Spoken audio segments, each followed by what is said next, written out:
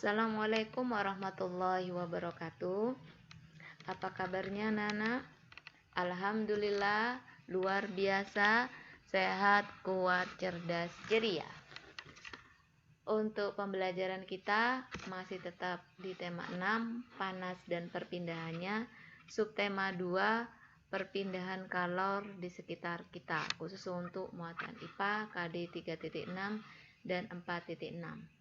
Sebelum kita mulai pembelajaran kita berdoa dulu. Bismillahirrahmanirrahim. Rabbi zidni ilman warzuqni fahman.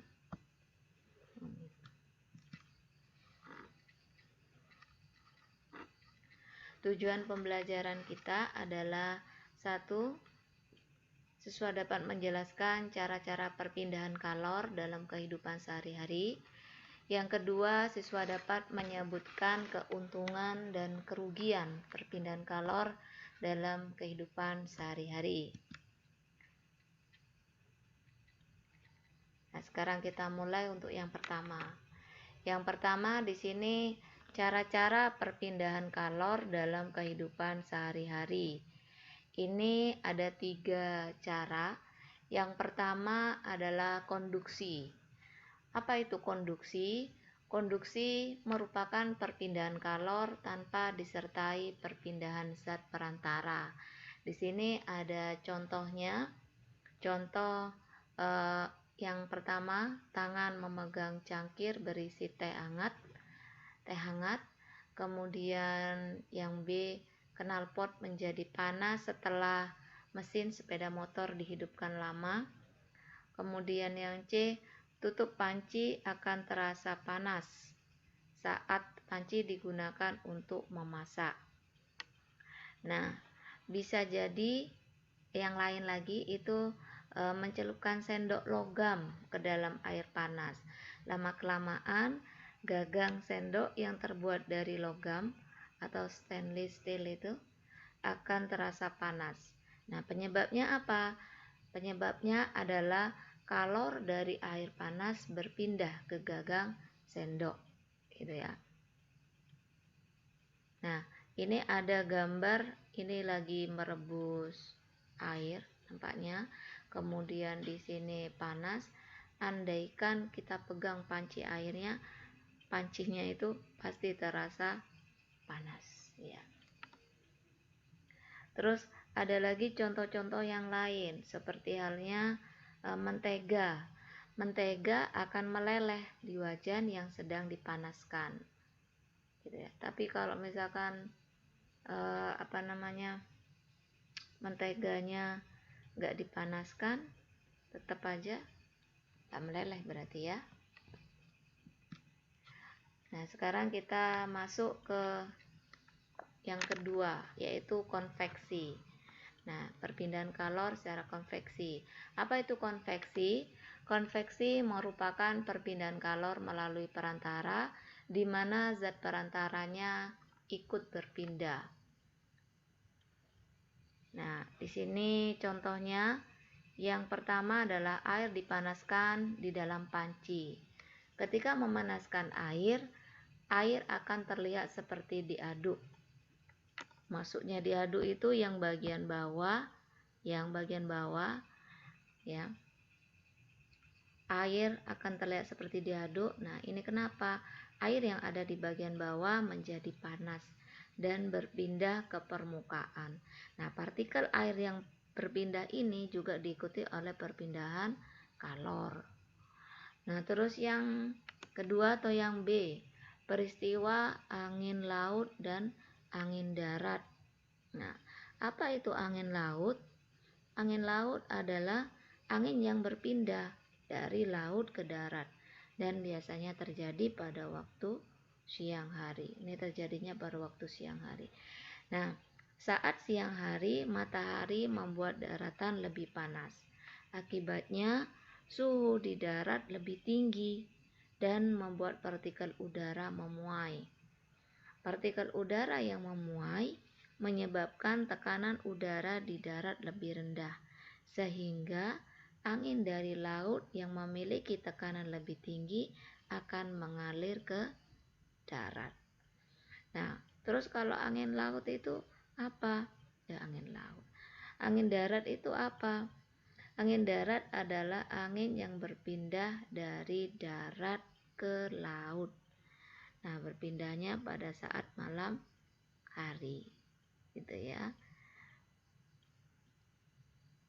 Nah, biasanya kalau orang mau cari ikan, dulu masih belum ada yang kapal yang ini ya, kapal atau mungkin perahu yang menggunakan mesin itu, jadi masih menggunakan yang tradisional, menggunakan perahu.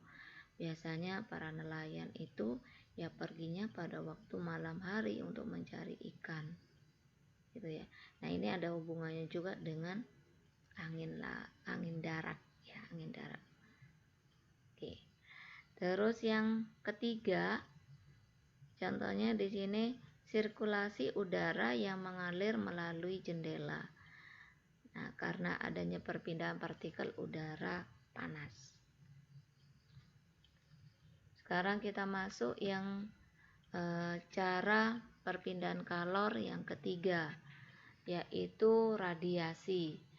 Nah, radiasi merupakan perpindahan kalor tanpa melalui perantara. Nah, di sini ada 3 contohnya. Nah, kebetulan yang pertama ini sesuai dengan gambarnya ya. Di sini ada tubuh terasa hangat ketika dekat dengan api, seperti saat dekat dengan api unggun. Nah, ini ada gambarnya.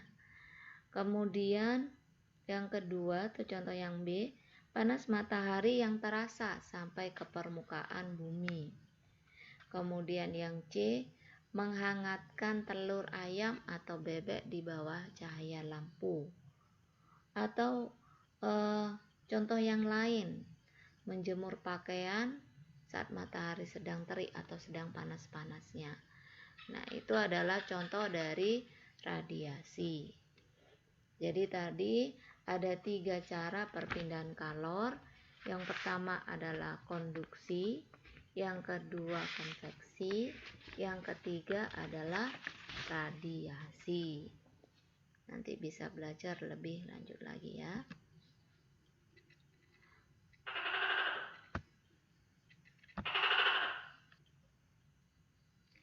Keuntungan dan kerugian perpindahan kalor dalam kehidupan sehari-hari. Nah, di sini ada tabel perbandingan keuntungan dan kerugian adanya perpindahan panas serta antisipasinya, usahanya ya, supaya nggak terlalu rugi atau supaya bisa diantisipasi kerugiannya. Tuh, yang pertama di sini konduksi. Contohnya di sini memasak air menggunakan panci aluminium. Keuntungannya air lebih cepat mendidih karena ada panci aluminium. Kemudian kerugiannya yang logam aluminium lebih cepat panas sehingga berbahaya jika disentuh langsung. Nah, antisipasinya memegang gagang yang telah dilapisi oleh bahan isolator seperti ebonit. Terus yang kedua, antisipasinya menggunakan sarung tangan atau kain untuk memindahkan panci dari kompor. Nah, ini ya yang pertama ini yang tadi ebonit.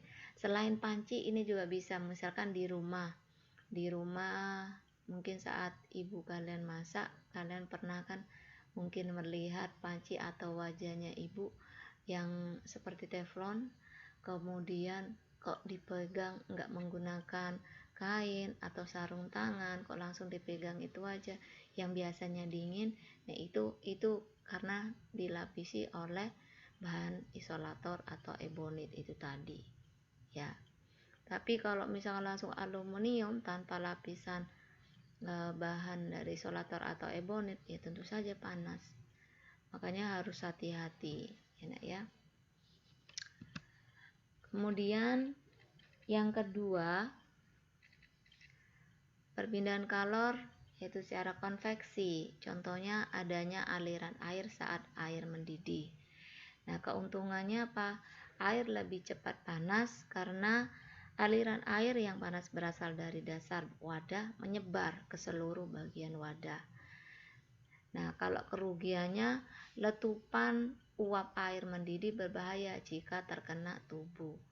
Antisipasinya apa? Usahanya adalah menggunakan tutup panci saat memasak air. Jadi ditutup pancinya itu supaya letupan air itu tidak kena kita.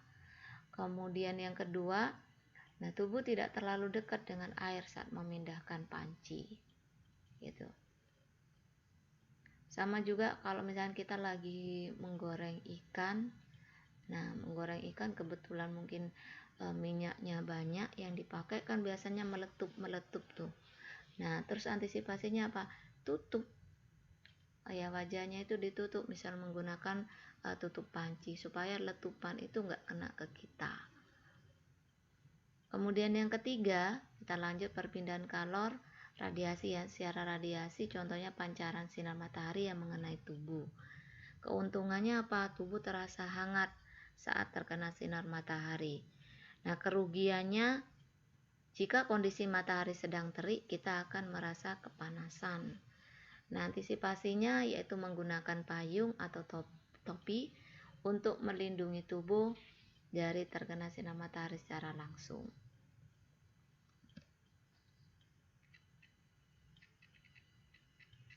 Nah, refleksi. Hari ini kita telah mempelajari cara-cara perpindahan kalor dan keuntungan serta kerugian perpindahan kalor dalam kehidupan sehari-hari. Saat mudah bukan?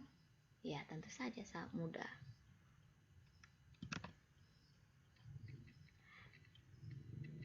Nah, asesmen atau penilaiannya, kerjakan halaman 34 khusus untuk yang nomor 1, kemudian kerjakan halaman 49 khusus untuk yang nomor 2. Seperti biasa, jika sudah selesai, kirim ke wali kelas masing-masing ya. Baik anak-anak, itu saja untuk pembelajaran kita kali ini. Alhamdulillah kita sudah menyelesaikan pembelajaran muatan IPA dengan KD 3.6 dan 4.6. Semoga pembelajaran kita bermanfaat. Sampai jumpa di pembelajaran selanjutnya. Assalamualaikum warahmatullahi wabarakatuh.